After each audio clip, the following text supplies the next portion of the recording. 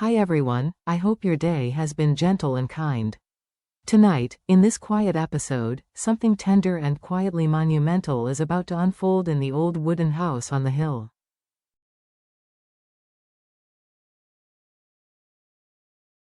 After days of keeping her secret close, Diep finally summons the courage to speak.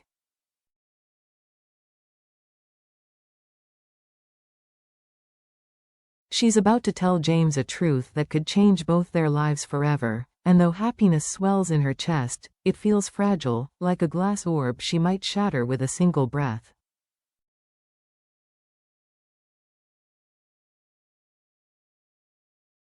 How will James respond once the words escape her lips?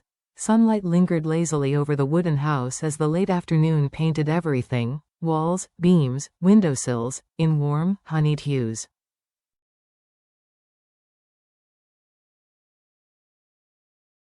The day exuded peace, no urgency, no thunderclouds gathering on the horizon, just the gentle hush of life on the hills.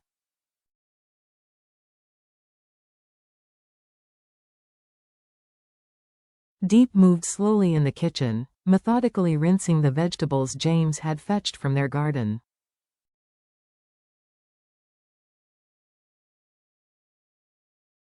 Her motions were calm, unhurried, yet inside, her mind raced like 1,000 fireflies skittering through dusk.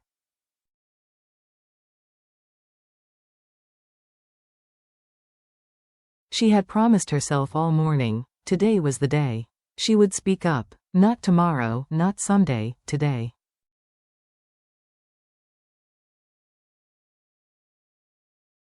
But even with resolve, her hands trembled as she sliced ginger. Not because he frightened her, never that, but because naming the secret felt like stepping into a new world. A world she desperately longed for, and one she feared she could lose if she spoke prematurely.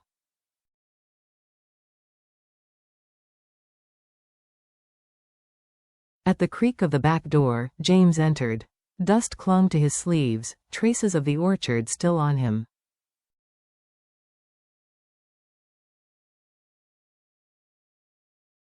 "There you are," he said, warm in his greeting. "I've been looking everywhere for you."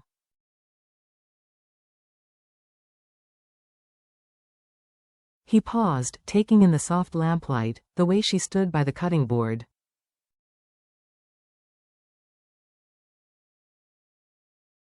She turned, towel in hand, meeting his gaze with a smile that tried to steady her.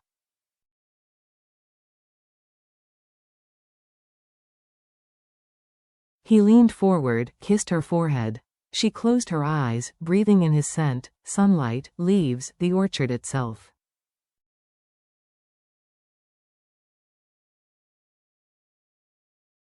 "Can I help?" he offered, already reaching for a knife. She shook her head softly.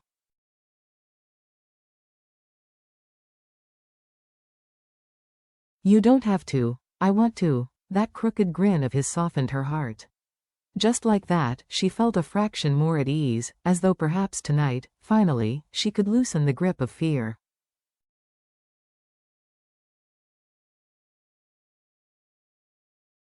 They cooked together, wordlessly in rhythm. James chopped herbs with enthusiasm, a little uneven, but earnest.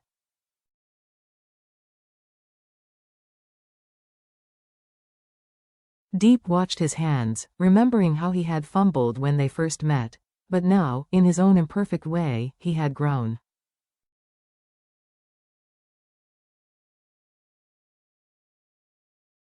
She laughed quietly when he overdid the chili. He rubbed his nose and winced, and she gently wiped at the sweat gathering there with a cloth, their faces inches apart.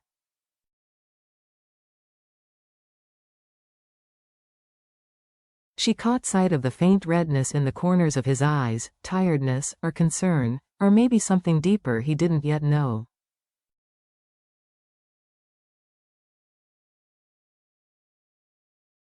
"Are you okay?" he asked softly. She paused, cloth still in hand. "Just tired," she replied, choosing safety over vulnerability.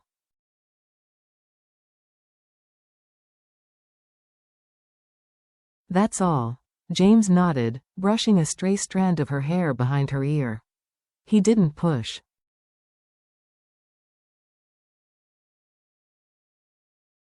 He only offered the quiet comfort of his presence as he returned to chopping.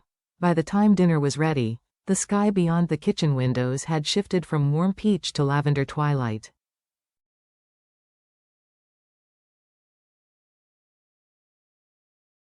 The cicadas began their evening song. Their steady hum wrapped the house in a gentle lullaby.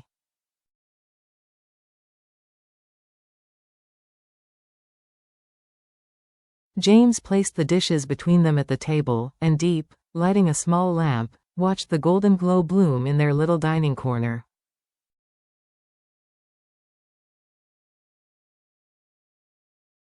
She lifted her chopsticks, watching the steam swirl above the bowls. "It looks good," James said.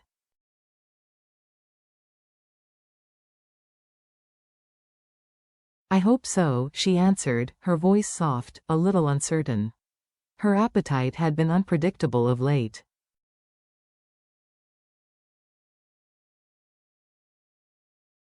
They ate slowly, talking of trivial things, the orchard, the weather, a neighbor's visit earlier in the day.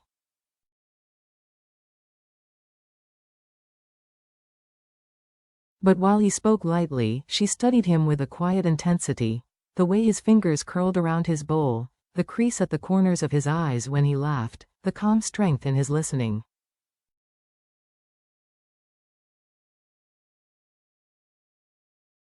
Suddenly, a thought broke in on her. He's going to be a wonderful father. The conviction struck her so sharply her breath caught.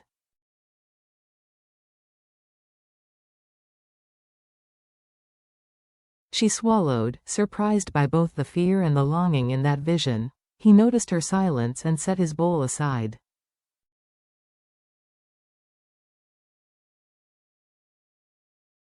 "Diep," he said gently. She shook her head, hesitating. Her words trembled, fluttering just beneath her tongue.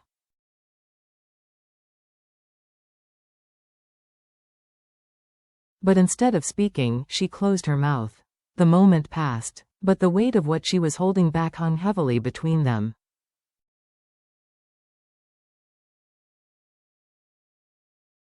When dinner was cleared, James reached across the table for her hand. "Come outside with me," he invited.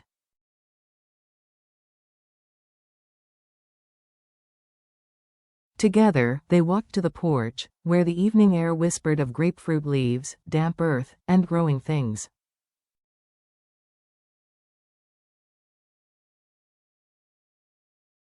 They sat side by side on the wooden steps, shoulders almost touching. The sky above had deepened into a quiet blue, the last streaks of sunset gone.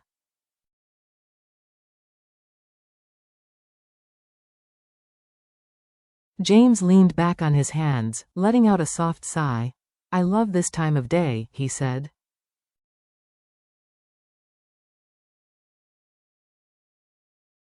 "So do I," she whispered. He glanced at her, and she looked down.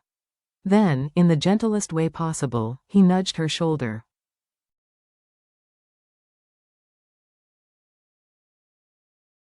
"When you're quiet like this," he said, "it feels like your heart is full." If only he knew how full it really was.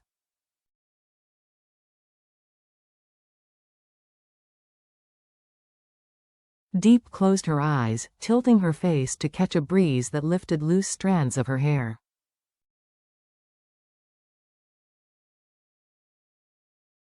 She listened to the distant sound of someone burning leaves down the hill. A dog barked faintly.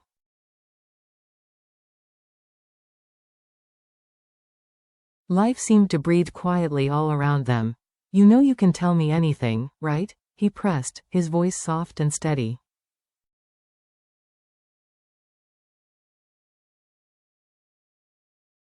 Her heart clenched. This was the moment she had dreaded, and dreamed of. "I know," she whispered back.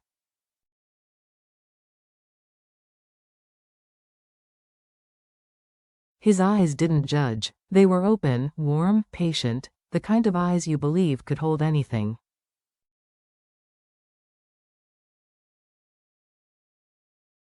She took a breath, then another. Her throat tightened. She tried to speak. She felt the truth quivering, raw, racing toward her lips.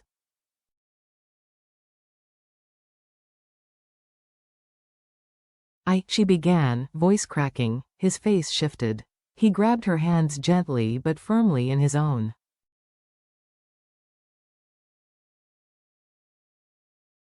Hey, what is it? He asked.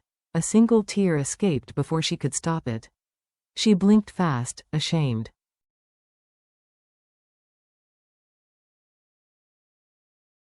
I'm sorry, she said, voice soft, trembling. You don't have to apologize, he murmured, pulling her into his arms.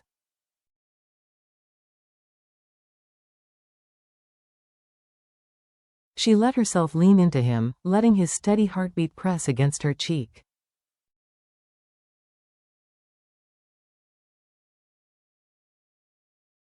Just breathe, he said. I'm right here. Her sobs came quietly, not from sadness, from relief, from love, from the fear she'd carried too long.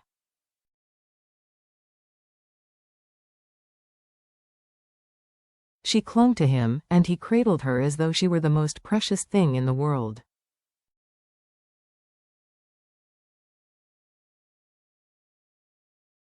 He stroked her back gently. Whatever it is, he said, we'll face it together. I promise.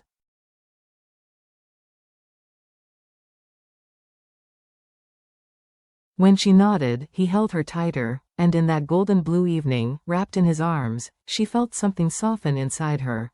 A fragment of fear, a thread of doubt, loosening its grip.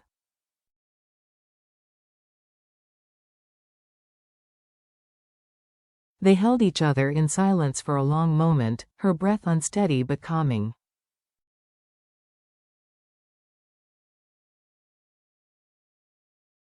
He traced slow, lazy circles on her back. A porch light glowed above them, casting a halo over their silhouettes.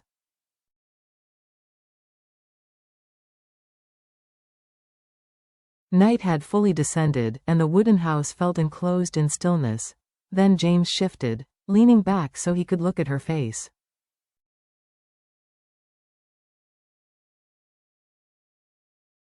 His voice, when he spoke, was a whisper. You don't have to be afraid of anything.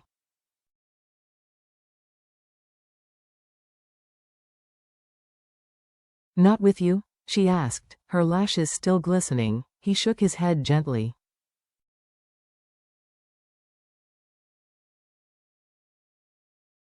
Not with me. That simple assurance, honest, warm, broke something inside her.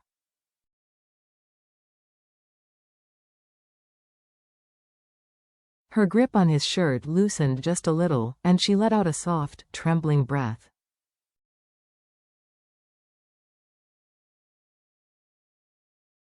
There was a pause. Then she spoke again, barely louder than a whisper. There's something I need to tell you.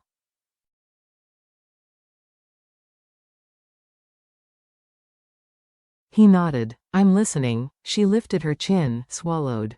The words felt fragile, but they were rising, unstoppable now.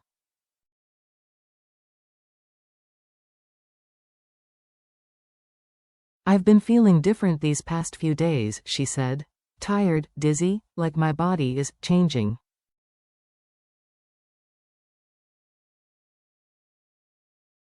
Concern flashed across his face. Are you sick? He asked. Should we go to the clinic?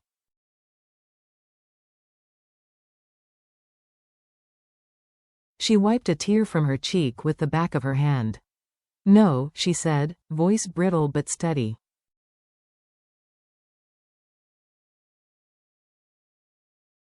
Not sick. I didn't know how to say it. When I first found out, I nearly told you, but I got scared.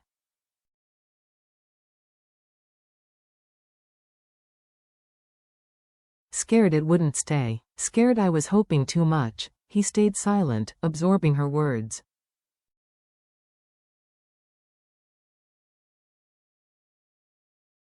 There was no pity in his gaze, only understanding, deep and gentle. She inhaled shakily, took his hand, and guided it slowly, reverently, until his palm rested flat against her lower stomach.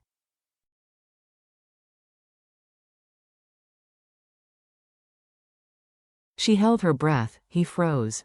The world seemed to slow, as though time had held its breath too.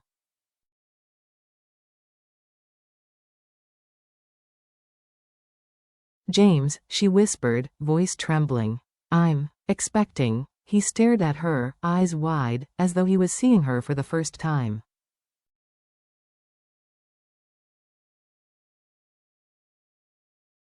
Then his fingers curled protectively around her belly. He looked at her again, a mixture of wonder and disbelief.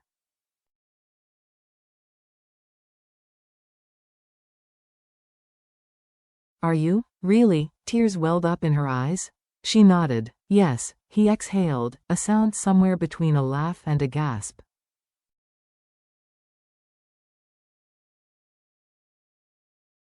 His eyes glistened. For the first time, she saw him utterly undone, overwhelmed, shaken, and in love.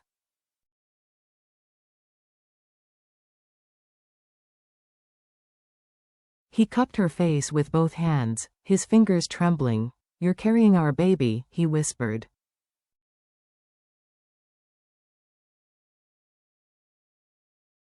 She nodded again, unable to speak, her throat tight. I wanted to tell you sooner, she managed, voice small.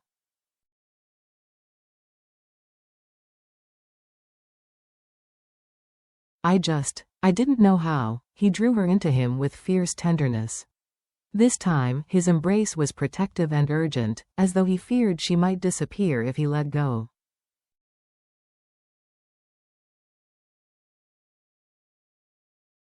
Her tears fell, and he held her like she was the most precious thing had ever known.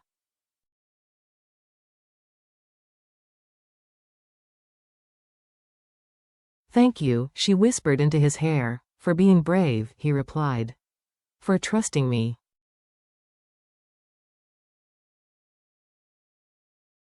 For this. His hand slid down to rest over her belly again. For giving us a family.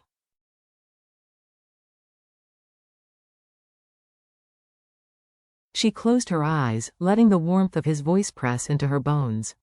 All the fear she'd carried, of not being enough, of losing before she even began to loosen its grip.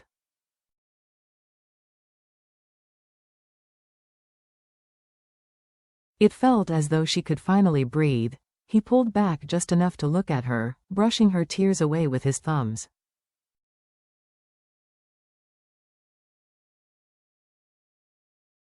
How long have you known? He asked, voice soft. A few days, she admitted. You've been carrying all that alone. His voice cracked with a tenderness she hadn't expected.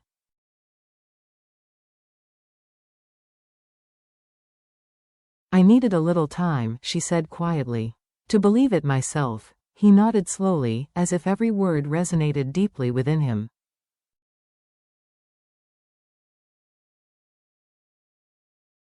We'll take every step together, he vowed. However slow, however gentle, I'm with you.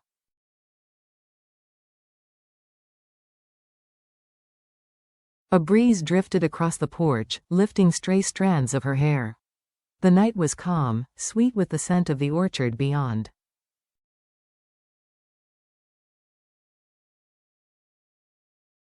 In that moment, the world felt soft, softer than it had in days. He leaned his forehead against hers.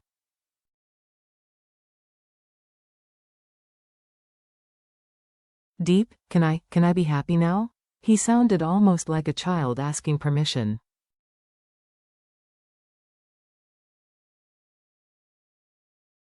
She laughed softly, breathless.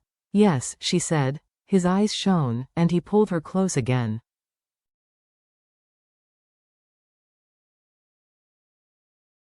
We're going to be parents, he whispered, as if discovering the word for the first time.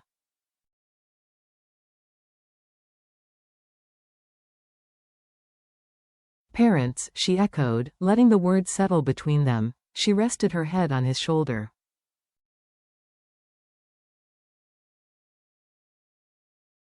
It feels unreal, he said quietly. Perfect. They stayed on the porch for a long while, wrapped in each other and in the quiet of the night.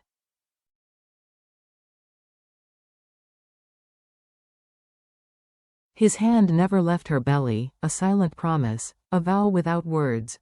Once inside, James gently helped her to the sofa.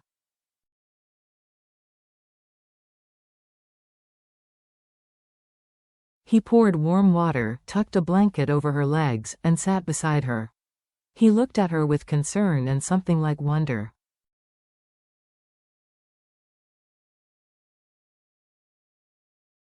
"Are you tired?" he asked softly. She leaned into him. "Just rest," she whispered.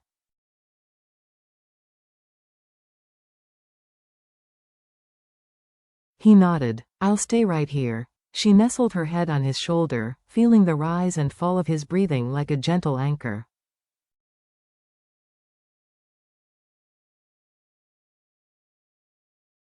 They sat like that for a long time, the world outside quiet, crickets singing in rhythmic waves.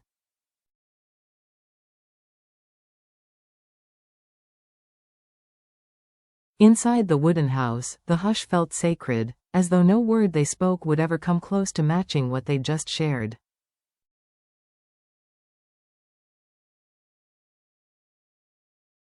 After a while, he spoke again, voice barely above a whisper. "I know you were scared."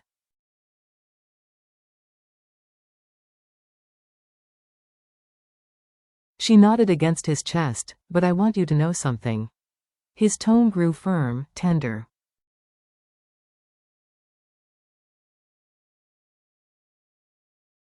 "This baby, this family, it's not just yours to carry. It's ours. And no matter what happens, you'll never walk through anything alone again."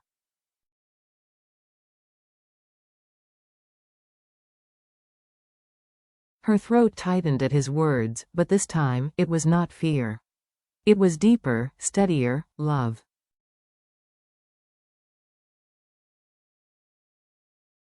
Quiet love lived in small moments. Love that did not shout promises, but whispered them into every touch, every heartbeat.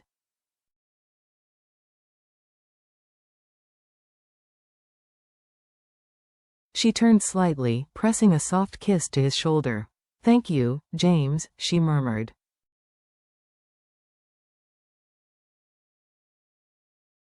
He kissed the top of her head. "Thank you, dear." Outside, the orchard swayed under a sky of navy velvet.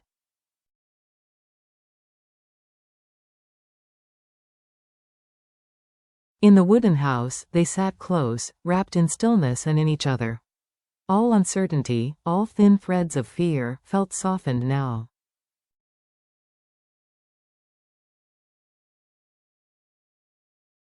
The secret she had carried alone was no longer hers alone. Tonight, it was theirs.